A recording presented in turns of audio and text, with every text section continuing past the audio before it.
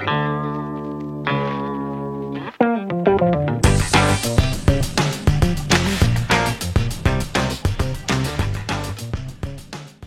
is Neil King for Random Acts of Cartooning, and I'm here in Burlington County, New Jersey, and I'm going to draw myself a giant. But first... Okay, everyone, so the influence for this episode is concrete. This is Paul Chadwick's, and this was, they put these out, a lot of them, I'm sure he did so many of these, but around the 1990s, and this is a great one for this episode. So the concept is this man was abducted by aliens and put into this concrete form. And what he does with it is, he winds up eventually getting into lots of environmental things with the character. But it's a beautiful character and a very thoughtful book about people, the inside of people and how they deal with things. And the things that I love about the book is how many different ways that he shows the character and lots of things, like all the reality of this kind of what would happen if you were in this form, and his relationships with people. And it's not so much a superhero book or a monster book. It really is a very thoughtful contemplation of what happens to someone and the loneliness of all of this. I love where he puts them in, he sits in this kind of things with these concrete blocks, and I'm getting a lot of that kind of images when I think of his work. But look at the texture and beauty of what he does. This is kind of, to me, a very independent looking book, and it went through various incarnations, but just beautiful work. If you've never seen concrete, there's probably a lot of collected episodes. This one I really love because he was, did some different things with colorists, and they're just beautiful stuff of this character that he stuck with and just did so many beautiful things with it, but at the environment, and just by combining that stuff, I really just love everything about it. And whenever I think of monsters and things, because in some ways it's kind of like a Kirby kind of mentality, like the way he's drawing. But then he's evolved. He really evolved into what he was and never got rid of that beautiful stuff that he did with the character. It's almost like an etching in some points. I love the way it looks, and it's just a great book. There's a bunch of volumes. Paul Chadwick, beautiful stuff. Okay, everyone, so here I am in Burlington County, New Jersey, and in this Hainesport Township. It's near South Branch Rancocas Creek, and this amazing sculpture has been made by a Denmark-based artist, Thomas Dambo, and a team of 12 people. And what he did was, the group of them got together and they took all the stuff from this. It's like an old clay warehouse or something. They would make all kinds of different stuff there. It's all abandoned. And they took all the scraps that were inside, and they made this giant troll, he would call it. It's called Big Rusty, 20 foot tall. And it really is super abandoned. There's all this graffiti all over the place, and so it's been around for a little while. And it's pretty spectacular looking. And it's so well done, like it's so well conceived. And the way that the figure is kind of leaning on that building. And so it was a really great opportunity for me to get out there with my sketchbook and kind of draw along. So I just start off as usual with big shapes, try to get things down. But look at all that detail and the feet and all the stuff. So as an artist, you're there and I'm trying to get a really nice angle of it. I try to get close and far. And so I did my quick pencil sketch, And then I got my fountain pen out. And my fountain pen is water resistant or waterproof. It's supposed to be waterproof, but it's pretty much considered water resistant. And I'm just trying to get some of my shapes in and then get the detail. So there's so much detail. And because he's so big, to get everything in from the distance I'm in, it's not the easiest thing. So I'm just trying to get the feel of it, and especially the proportions of such a monumental image as this.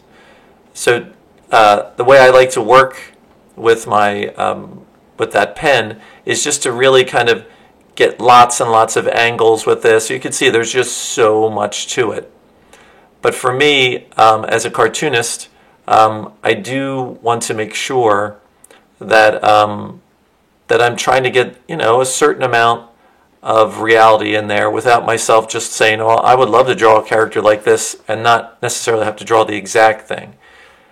But the reason you go out and do these kind of things is to really just look at it and observe, and then it will hopefully improve your stuff, that when you're creating characters like this, that you can remember how some of this had to work.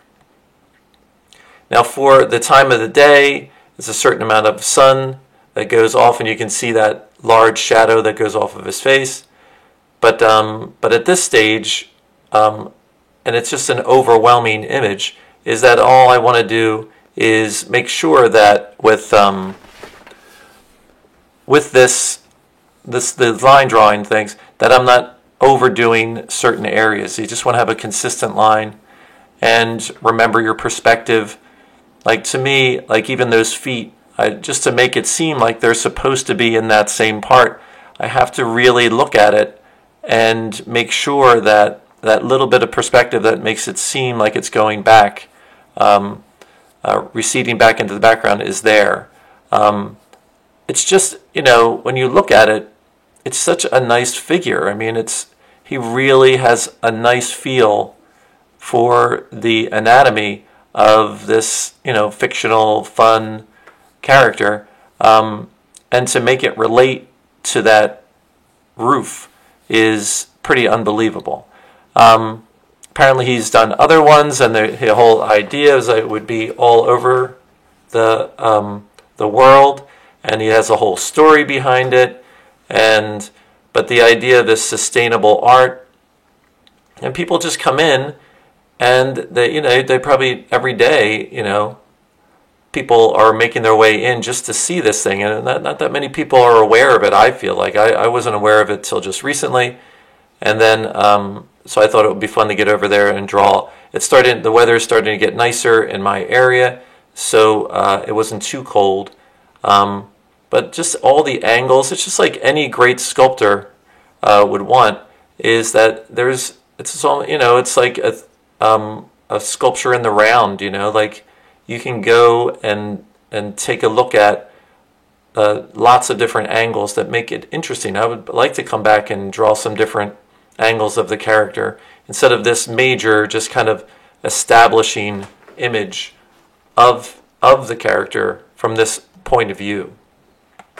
But I'm making my way pretty quickly through this, and I just want to just make sure as much as I can with that tin roof, with all the little parts. I'm going to avoid having the graffiti in there, because it's just a whole nother thing, and it's very well may have had graffiti on it when he first started. But for me, I just wanted to focus on the character in itself as I go through this thing. So you can see, like, the building in itself just has it's just blown out windows, and it's all concrete background, you know, like it's really down to its last parts. And I'm not sure about all the background about this. I put my wife in there for proportion, so you can see how really tall, and you know, it's 20 foot tall, so it is pretty amazing. But that's what's nice too. There weren't really that many people around when we were there, so to put those things in, to put if I just drew this by itself, you may just think that I just made this up. So it's good to put people in certain times with sculptures to get some type of a concept of the reality of its monumental stature. So again, I'm trying to work with my perspective to make it seem like it's there and it's ready to go. So here I am with my watercolors to put a little bit of image in. Hey everyone, as always, I always remind everyone that I am a working cartoonist. So the whole point of doing my episodes is to get everybody to go to my Amazon store and buy a bunch of the books that I make. So I have all kinds of different types of books, whether it's for all ages, like Who Stole All the Heads at the Met, and all kinds of books like this, Snowmen in the Springtime, fun contemplation of what would happen if snowmen survived into the spring. And then these are some older ones that I really think a lot of kids would like. Monsters in the Box. There's 4 different books that are collected in here. You get all this on Amazon. I have all the links in the episode. And as always, I'm here doing my sketches. I do conventions and everything, and I do all kinds of commissions. So these are the kinds of pieces that I do. So always contact me about that, or look for me at some of the local conventions that you're involved in. But make sure you're liking and subscribing. Okay, so I'm just working with my travel watercolors. Nothing major going on here. But so I'm going to keep it to kind of a 2-color. There is lots and lots of rust going on with the images around it.